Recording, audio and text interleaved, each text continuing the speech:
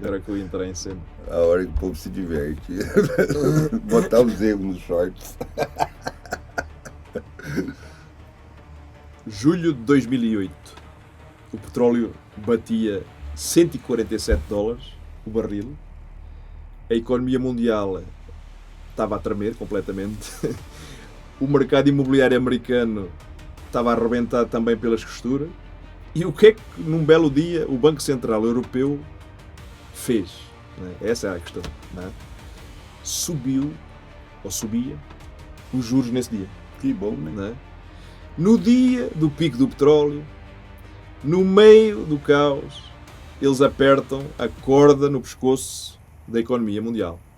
2 meses depois, o Lehman Brothers rebenta. A maior recessão em 80 anos, não é? 2020 usa uma crise sanitária para injetar trilhões diretamente nos bolsos dos milionários. 2026, o petróleo volta a disparar, Estreito de Hormuz fechado e os bancos centrais paralisados outra vez. 3 crises, o mesmo erro, ou será que é o mesmo plano? O que é que você acha? Você está dizendo que os bancos centrais provocam as crises de propósito? Não, eu estou... Não, você está falando. Não, eu estou a dizer que cada vez que o mundo arde, eles aparecem como bombeiros, não é? Só que antes de apagar o fogo, eles jogam um pouquinho de gasolina, não é? E quando salvam a casa fica em nome de quem? Em nome deles, não é? Então, o que é que a gente pode pensar? Lá vem os secos padrão, vai lá, começa, porque se é um padrão que tem que ser visível, são dados. 2008, o que aconteceu exatamente? Julho de 2008, o petróleo, como eu disse, atingiu um pico de $147, não é? Combinação com o quê? Com uma demanda forte, com uma especulação e uma tensão geopolítica.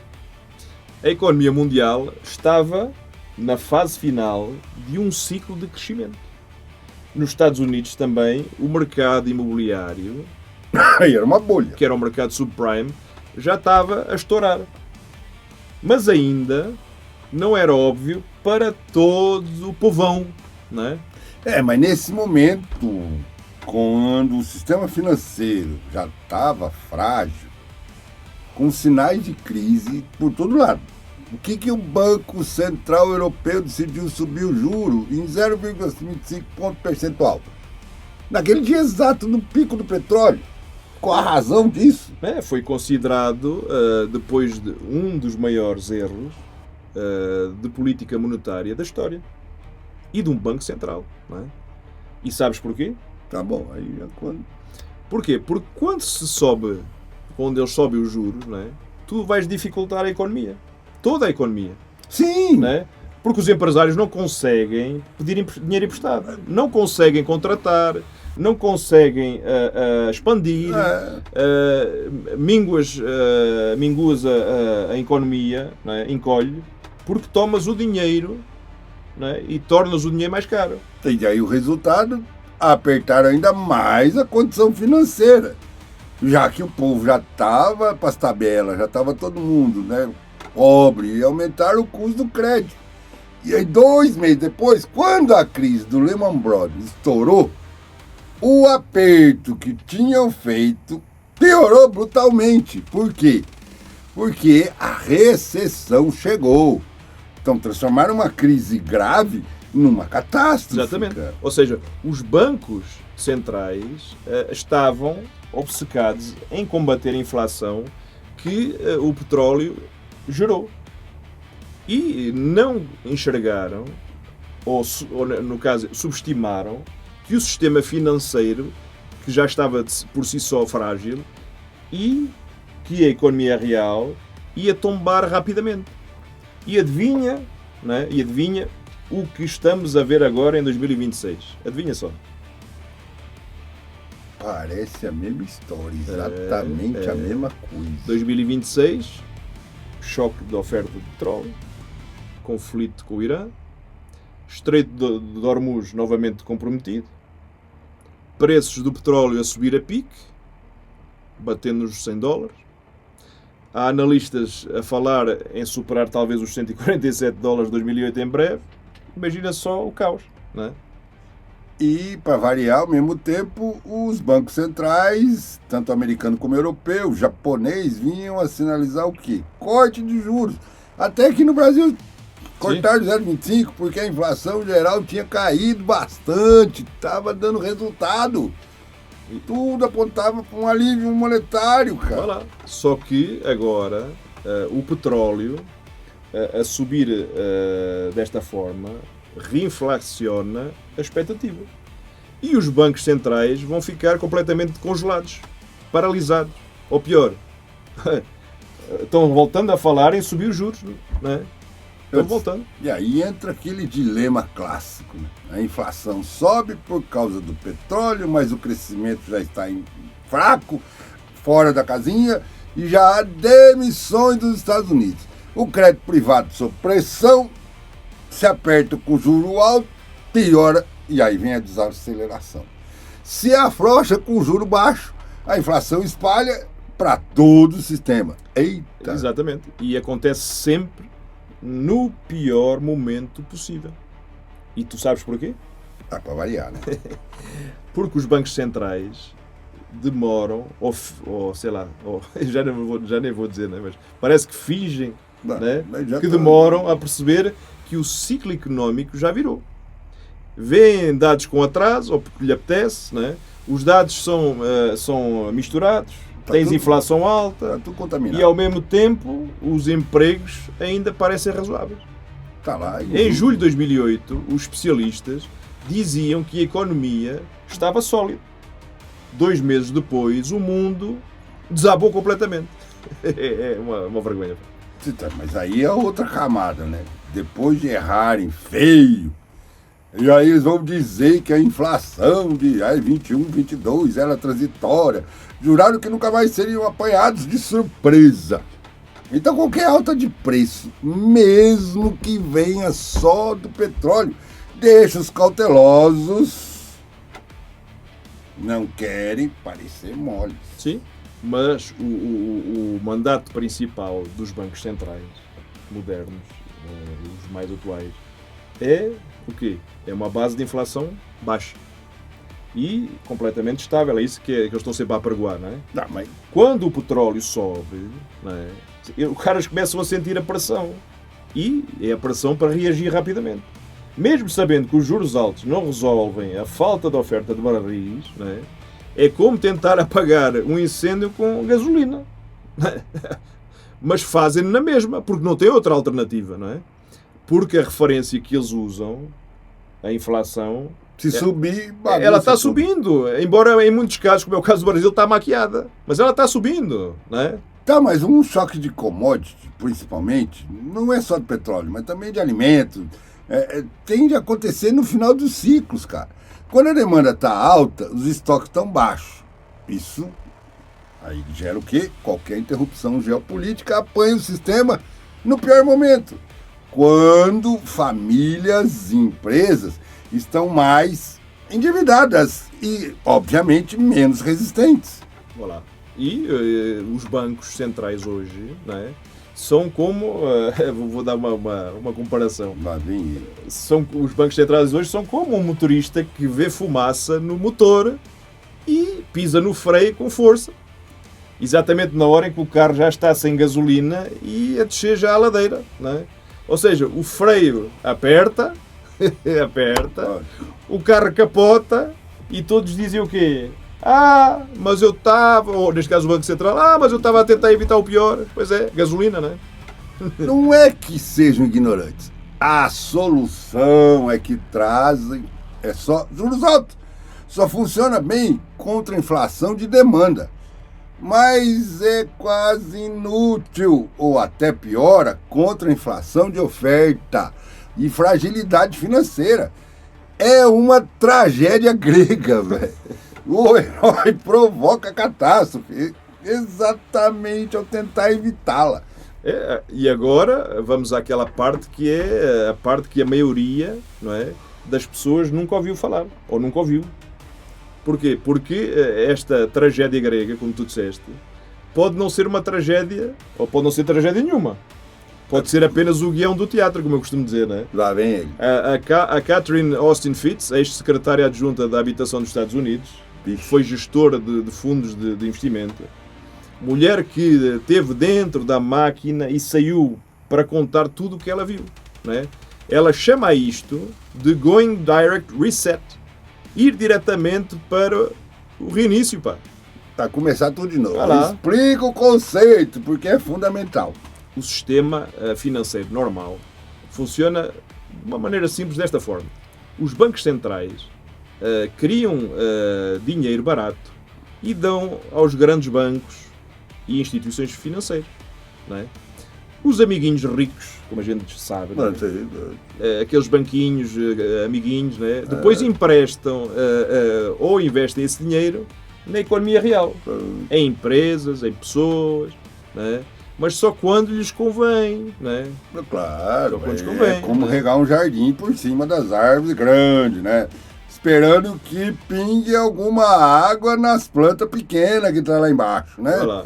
Então, um sistema de privilégio, isso aí a gente está vendo aí, já que é poderoso. Vai lá.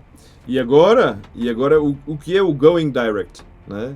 Em vez do dinheiro passar pelos tais middlemen, os tais intermediários, né? Os bancos grandes, né? Os grandes bancos, né?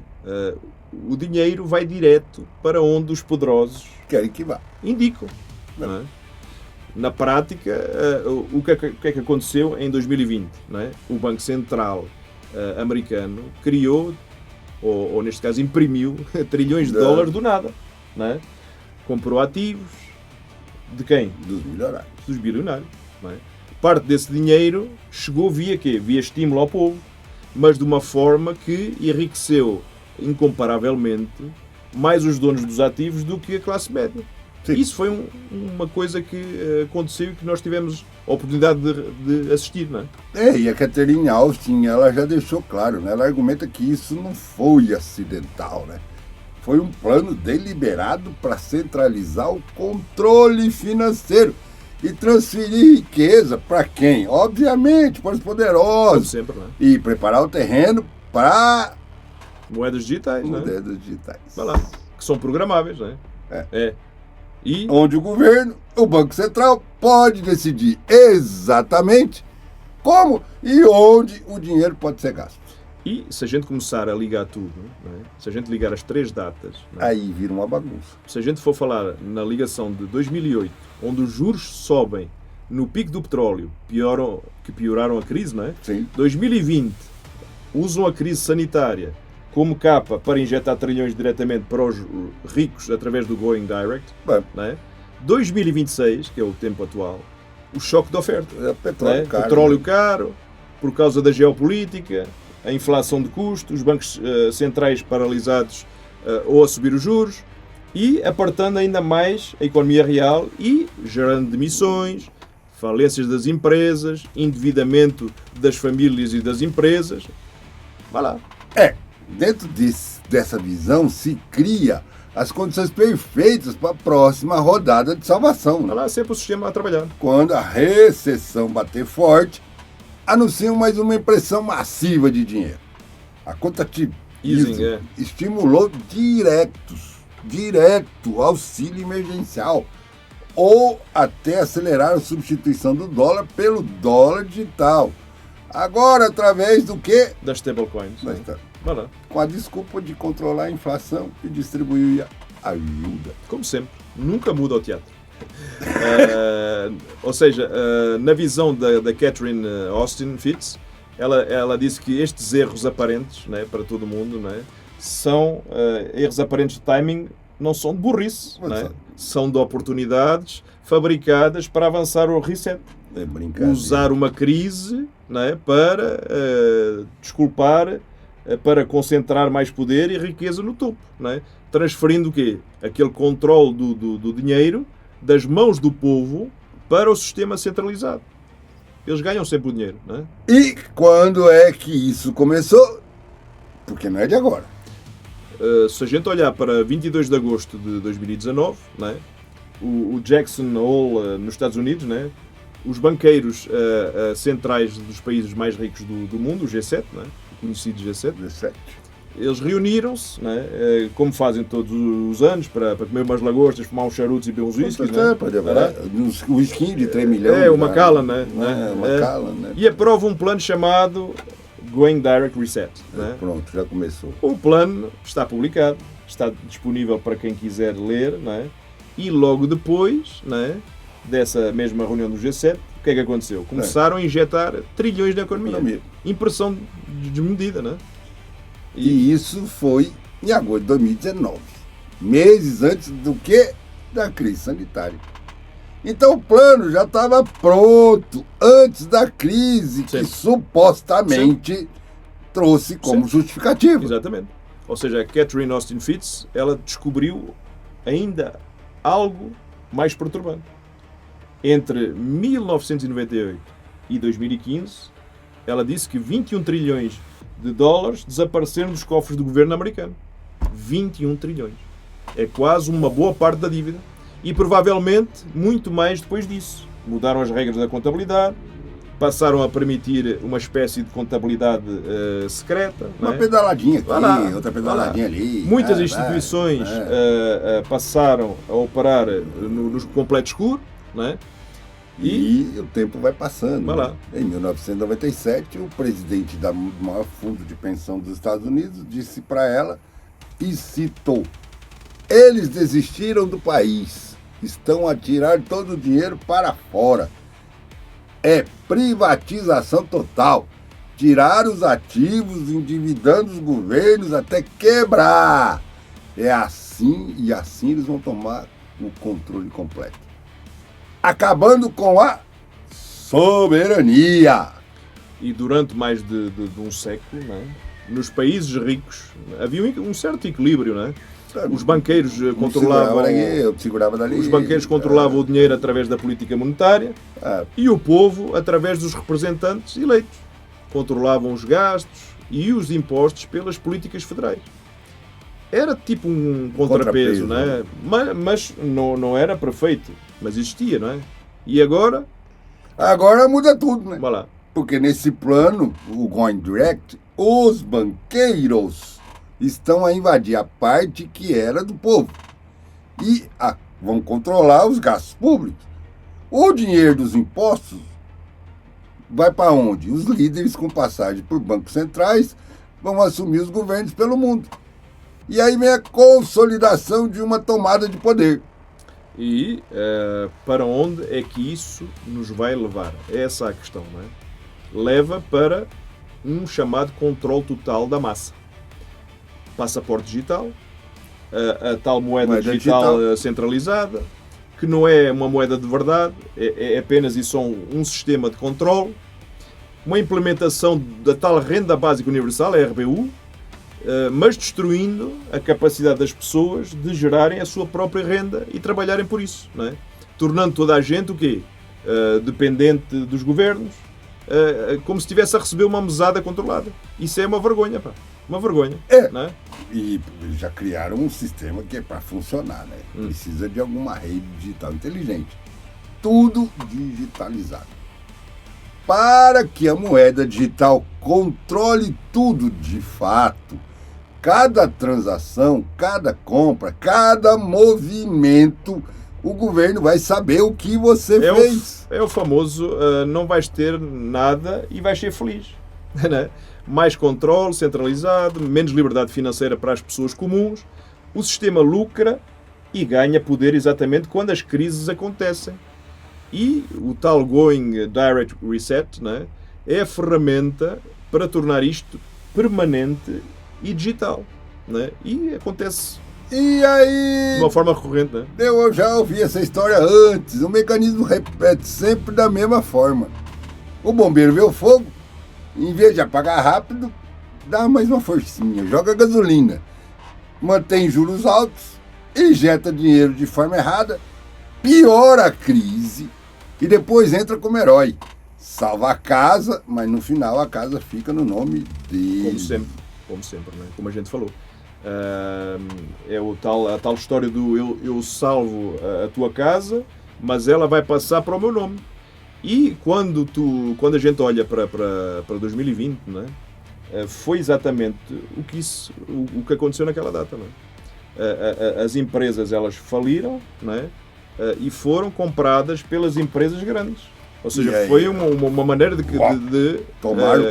quebrar as pessoas, e a riqueza apenas se transferiu de uma mão para a outra. Não é? E agora o que é que eles vão fazer? Vão fazer exatamente o mesmo. Só que desta vez, não é? De forma que não volte mais atrás. Não é? Mas a cada crise o sistema fica mais concentrado. A cada salvação o povo fica mais dependente. A cada rodada de impressão a classe média escolhe e o topo larga. Vai lá. E o grande reset do Fórum Econômico Mundial vai para onde agora? É apenas marketing, né? É apenas marketing. É uma campanha publicitária do verdadeiro reset, que é o going direct dos banqueirões, né? Dos banqueiros centrais, né? A gente teve as declarações do Klaus Schwab, que é a cabeça de cartaz, né? E o plano de verdade está em Jackson Hole, não em Davos, não é? É esse que a gente precisa se atentar. Não é? Então vamos ser direto com quem nos ouve. O que está acontecendo agora, nesse momento, em 2026? Ou seja, o petróleo está disparando por causa da geopolítica. É a primeira coisa. Já foi. A inflação de custo, ela está retornando e em força. Os bancos centrais paralisados entre subir juros, né, e destruir a economia, ou baixar juros e perder o controle da inflação. Ou seja, tudo isso é o quê? Sinais claros de desaceleração em várias economias. De emissões, por exemplo, nos Estados Unidos.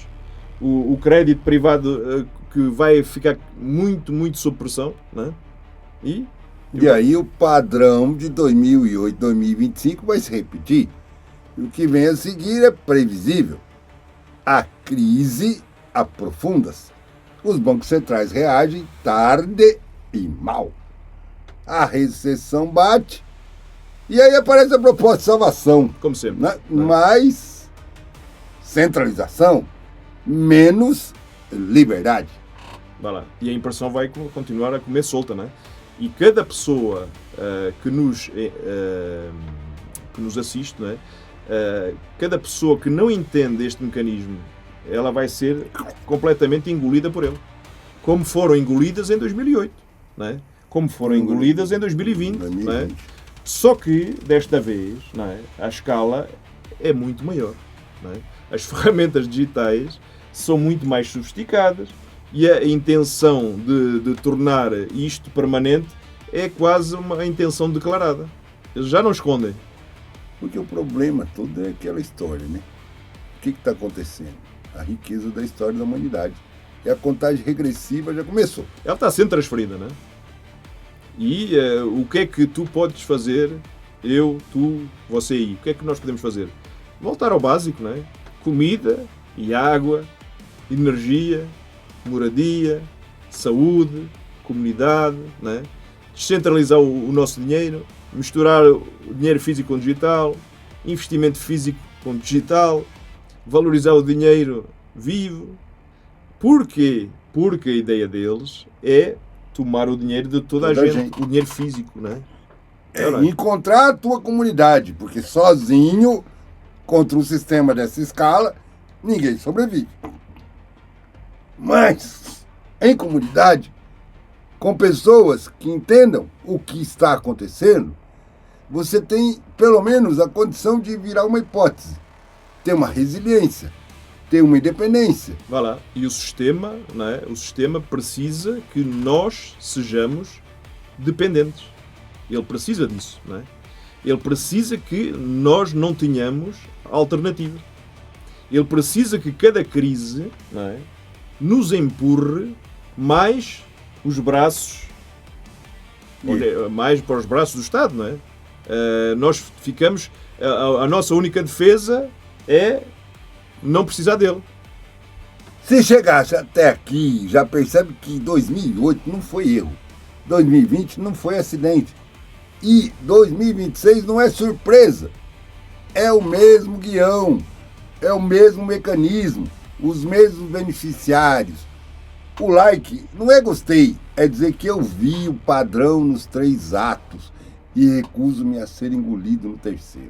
E a inscrição também que a gente solicita e que pede gentilmente, não é porque vocês querem mais vídeos, mas é dizer que também escolheram entender o tabuleiro antes de tirarem as peças, não é? O comentário é presença, é dizer eu existo fora da narrativa que me querem vender, não sou cego, não é? E partilhar é o ato mais importante de todos, porque cada pessoa que entende o Going Directory Set é uma pessoa mais difícil de ser controlada.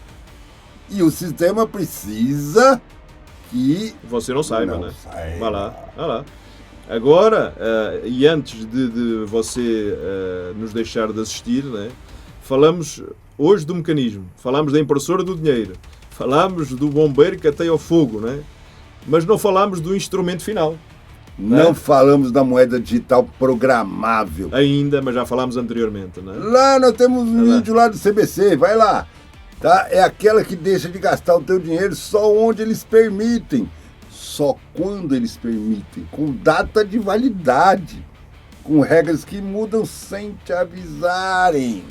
E também não falamos do que acontece, né, quando o dinheiro vivo desaparece. Né? Quando a última cédula, a nota de papel, né, sai de circulação. Né? Quando cada transação que você aí fizer é registada, monitorizada e controlada em tempo real. Né? Saiba que já é um monte de países estão testando exatamente isso. Programas pilotos ativos com populações inteiras a ser usadas como cobaia. E nós somos uma delas. Vai lá. E no próximo episódio, ou nos próximos episódios, né, iremos mostrar, como já também aprofundamos um pouco, quais países, quais programas e o que aconteceu às pessoas que ficaram presas dentro do sistema digital sem qualquer saída. Porque existe, não é? E aí, volta de novo, papo de bunker, porque a verdade não precisa de palco. Exatamente. Apenas e só, a verdade, ela precisa de um bunker. Né? Até o próximo episódio. Né? Não deixem de nos seguir e inscrever. Enquanto ainda pode pagar com nota, porque comprar comida, aí a coisa vai ficar séria. Exatamente. Fiquem com Deus e nos vemos nos próximos episódios. E não esqueça de... Senta o dedo no like! E se inscreva no canal.